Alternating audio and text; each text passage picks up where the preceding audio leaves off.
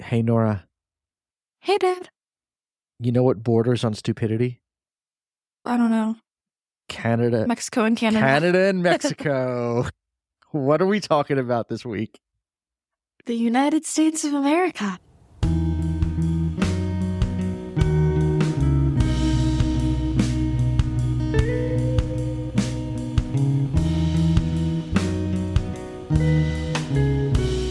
Welcome back to the Norah and Dad show. I'm Dad. I'm here with Nora. Hi, Nora.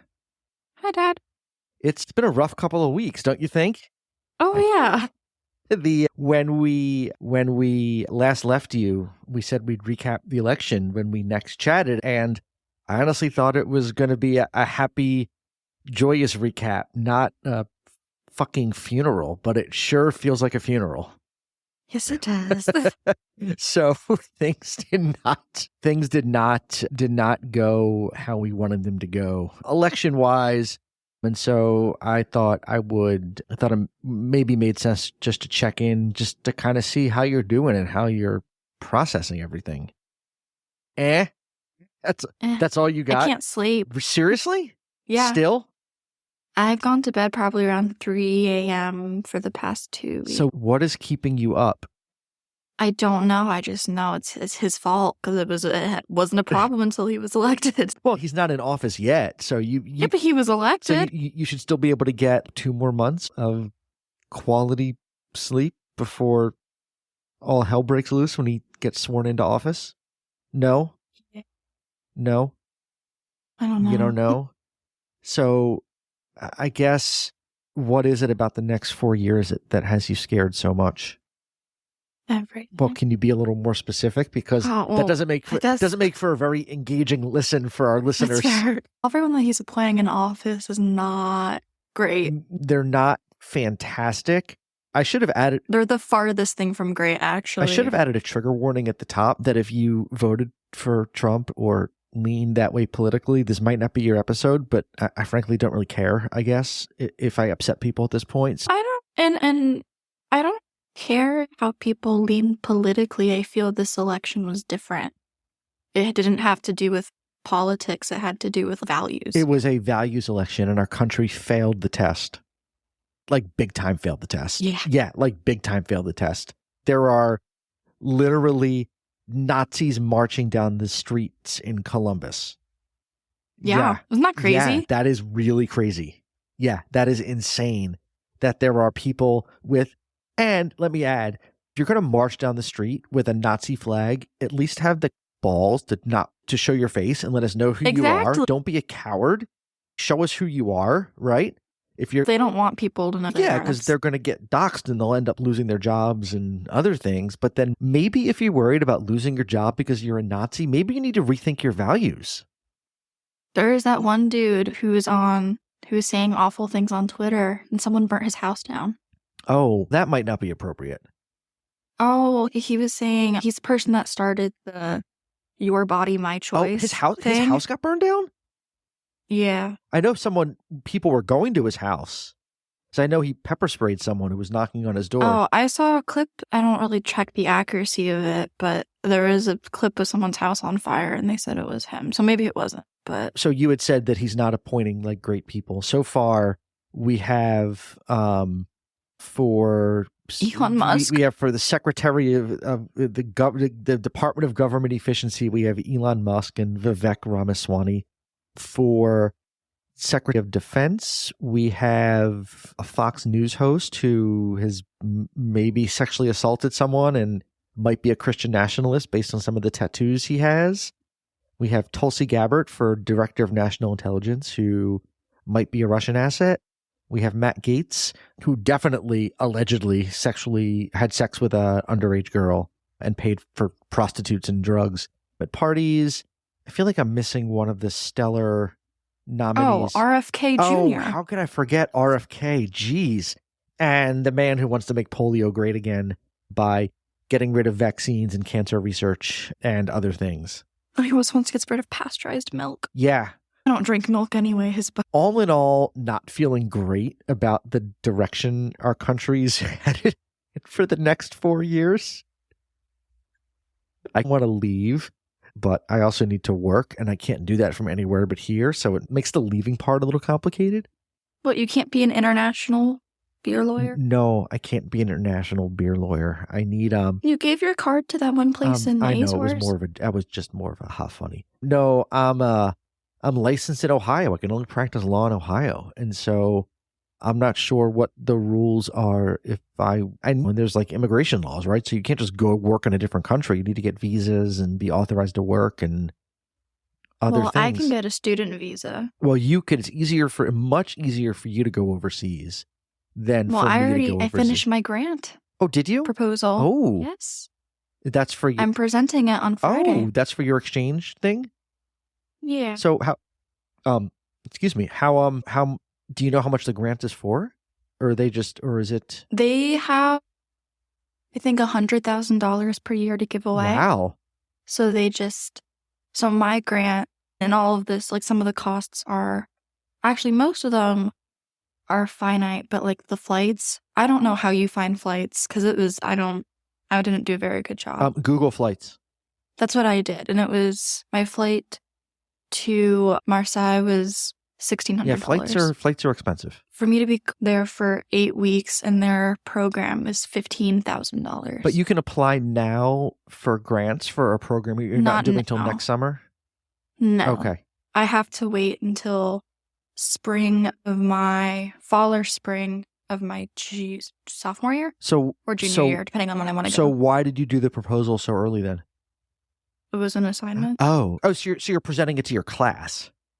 Yeah, and then if I have the top 5 best ones out of my class, I get to present it to the people that give a lot of money to the school. Oh, and will they as a part of, and they'll give feedback if I wanted to, because I wanted to actually do it, so they'll help me make it better. How many people are in your class? 16, 17. So 5 out of 16 or 17 will get to go on to the next. Yeah. Wow. And I'm meeting my professor on Wednesday, so she can help me refine my ideas. That's exciting. So you have a plan to leave the U.S. Good for you. Yeah. I had to write another proposal for another class, and that one's staying in the U.S. Okay, let's not do that.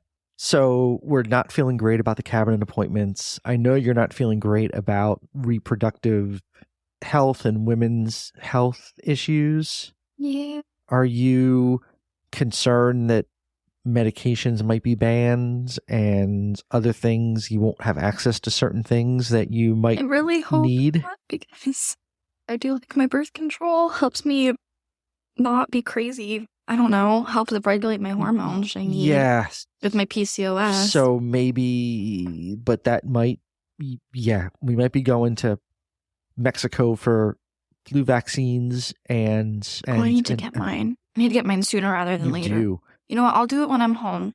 Okay. Yeah, get them before they're banned. Monday of Thanksgiving break. Get them before they're banned. But yeah, you do need your flu vaccine. You might need to stock up on birth control. I don't know. How are your LGBTQ plus friends reacting to what's going on? Oh, we're all so scared. Because it's not great for them either. It's not great for anybody. No, it's really not. And this is going to sound very like holier than thou and condescending, and I don't mean it to come out that way. It's just, but I know it's going to sound that way when I say it. But I just don't think the vast majority of people that vote are very intelligent about what they're voting for. If you look at the graphs, they're not. Like most of Trump's voters didn't have college degrees. But you can be intelligent without having a college degree. That's true, but I mean, if you don't have to go to college to be educated about issues. I feel like when you're voting for something, when you're voting because you think Trump is going to get rid of Obamacare, so you vote for Trump, but then don't understand that Obamacare and the Affordable Care Act that provides your health insurance to you are the exact same thing. That's problematic. Or people don't know what a tariff graph looks like. Yeah, I think that I do. That was I understood that part of econ. Or just basic economics that inflationary forces go way beyond what the president sitting in the Oval Office has the power to control.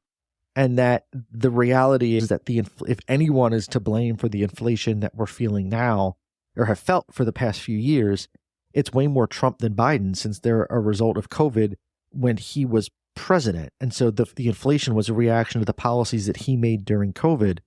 So it's really not fair to blame. And by the way, inflation's actually, in comparison to other countries, it's a lot better than it was before. Yeah, thanks to President Biden, we recovered from our economy recovered from the pandemic way faster than any other economy in the world, and our economy is in way better shape than any other economy in the world. And inflation has come down, and prices are coming down. And I got gas for $2.46 yesterday. That's what I'm saying. But everyone says, "Oh, inflation, milk's too expensive, eggs are too expensive, so we need to." I don't buy groceries, so I can't speak to that. So we need to vote. We need to vote for the other guy, or don't understand that if you impose a 20% across the board tariff, the consumer pays it. The companies aren't gonna take 20% less profits.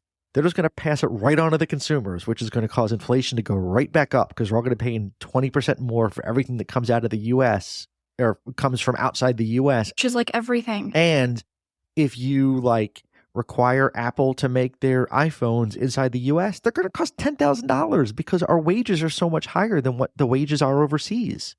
So it just makes me angry. It just makes me very angry. But I think I got sucked into all the positivity and the joy and the good vibes and coming out of the Harris campaign. And I think what a lot of people were not seeing from her was an actual plan of what she was going to do, or what she was going to do different from the last 4 years. And I think that probably cost her. But I just have a problem with people saying, I'm going to ignore the sexual assaults and the want to be a fascist and want to turn the military on 34 felonies. Yeah, and 34 felonies, and want to turn the military on U.S. citizens. I'm going to ignore all of that because I want to pay 50 cents per gallon less for a gallon of milk, or I want to pay $2.50 for a gallon of gas instead of $3.50, or whatever it is. And I think that we sold ourselves out for cheaper gas and cheaper milk and cheaper eggs.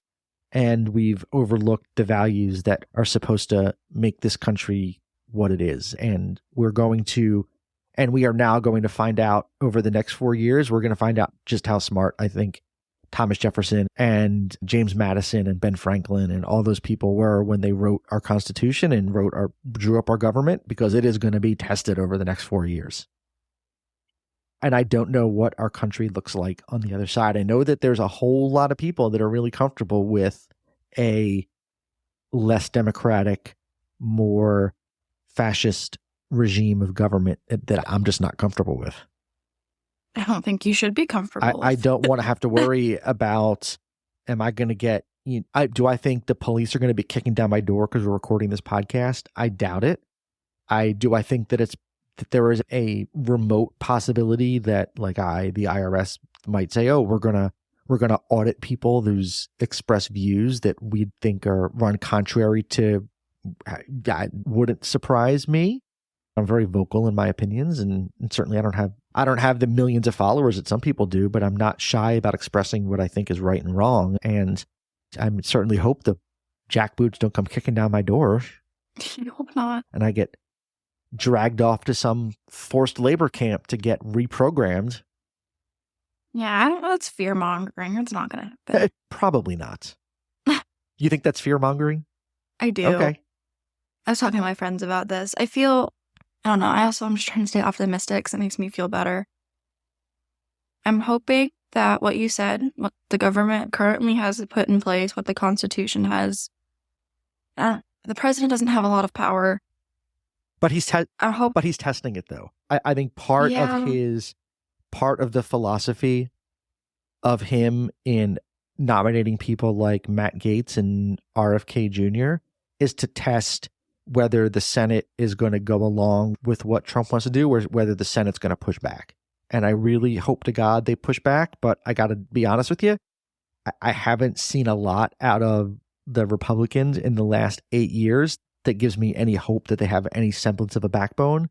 So Because when they have a backbone, they get threatened that they're going to get killed. Or they get voted out of all. Right. They either get insurrected. They turn into Mike Pence. Right. Either the people come with baseball bats and guns and hangman's nooses looking for you in the Capitol, or you get voted. You get primaried by some hard right-wing MAGA douche and get voted out when they don't want to lose their jobs because they're cowards. So, you know what? It'll be really interesting. It's a cult. It's all groupthink. It's weird. Yeah. I don't understand how so many people are susceptible to believing. 75 million people. Though I did just see that as the absentee ballots come in, he has fallen under 50%. So of the popular vote. So he won the popular vote, but he didn't win a majority of the popular vote. So that's one very small silver lining. And look, we got elections in 2 years. So that's when you texted me at 3 a.m. on election night and upset at how we talked the next day. I reminded you, look, we have elections in 2 years. And hopefully people who voted for Trump because they believed in things like cheaper gas or didn't understand what tariffs are or wanted safer borders but didn't take him seriously when he said that he was going to have the military round up undocumented people and to put them into detention camps to get them out of the country. Maybe when they start seeing all that stuff happening and understand that they were lied to, the Arab American community is all up in arms because Trump is now signaling, because he nominated Mike Huckabee, who is a hard right-wing pro-Israel guy, is going to be the ambassador to Israel, and has already said he's on record as saying he wants to turn Gaza into a dustbin. And so now all the Arab Americans that voted for Trump are like, we were lied to. I'm like, yeah, you were lied to. Well, that was a big issue, and I feel like specifically with my generation, and the internet definitely didn't help that, is people, because Kamala wasn't as vocal about the genocide that's going on in Palestine right now, people thought, oh, I'm not going to vote for her. They voted for third parties, or they shouldn't vote at all, because they didn't understand that what Trump is going to do is so much worse. A lot worse. Yeah, a lot worse. So, yeah, and so they feel lied to, so they feel that they're... And so my hope is that as don't work out the way people thought, that people are not going to get what they thought they were getting, and they become disenchanted, and either they don't vote in 2024 or 2026, or they vote Democrat, and then we can quickly get some semblance of some adults in the room back in DC. But people didn't get but he didn't do what he wanted to in 2016 either, and people still voted for him. People have short memories. There was a 4-year gap. I think part of the reason why Biden won in 2020 was because of the pandemic and how badly Trump managed that in 2020. And that was super fresh in people's minds. Now you put 4 years in between Trump leaving office, the insurrection, COVID, all that nonsense. And then you put 4 years between that, and people have very short memories and forget and move on to the next crisis, which is borders and crime and high prices and all that nonsense. And he's a compelling speaker. He talks about Hannibal Lecter. He is not a compelling speaker. I take that back. He's not a compelling speaker. I lied. He's not a compelling speaker at all. He's manipulative. That's a better word. He's a manipulative speaker. People bought the manipulations. So hopefully when prices don't go down, or Israel turns Gaza into a parking lot, or people start seeing the person that cleans their home get taken off in a van and put in a detention camp, or families getting separated, or children who are U.S. citizens getting kicked out of the country because their parents are being deported. And so we're not going to have family separations anymore like we did 8 years ago. We'll just get rid of the whole family, whether they're U.S. citizens or not, and never mind the Constitution. There will be a breaking point for people, and I hope that turns the tide in 2 years, and then again in 4 years. And this is a very short-lived nightmare. I was talking to my professor about it, my theater professor, and whose presidency did you bring up? Jimmy Carter, maybe? No. Yes. Maybe? Someone had I don't know exactly what it was, but that at the end of the day, it's probably it's not been a great thing, but it's a good thing that Trump was elected because it might be a wake-up call to a lot of people, and it'll turn the tide towards more Democratic success in the future. Maybe. I don't remember who he was talking about. You would probably know better than I. Jimmy Carter was not a great president. He had Well, it was a name I knew. record I guess it is sky high name. inflation. The country ran out of gas. It was stagflation, not inflation. There were lines for miles, people waiting to get gas, put gas in their cars because none of the gas stations had any gas and everything was crazy. Interest rates were out of control. People, We're going to have gas, but we're going to have no wildlife because they're going to drill all of Alaska. Drill, baby, drill. No, it's bad. Yeah. Anyway. That's actually an even scarier part that I don't think a lot of people are thinking about. The environment? Yeah.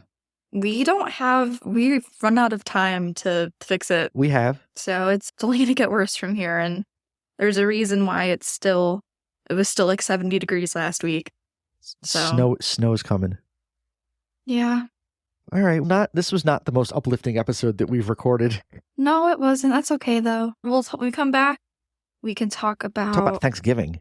Thanksgiving. Oh.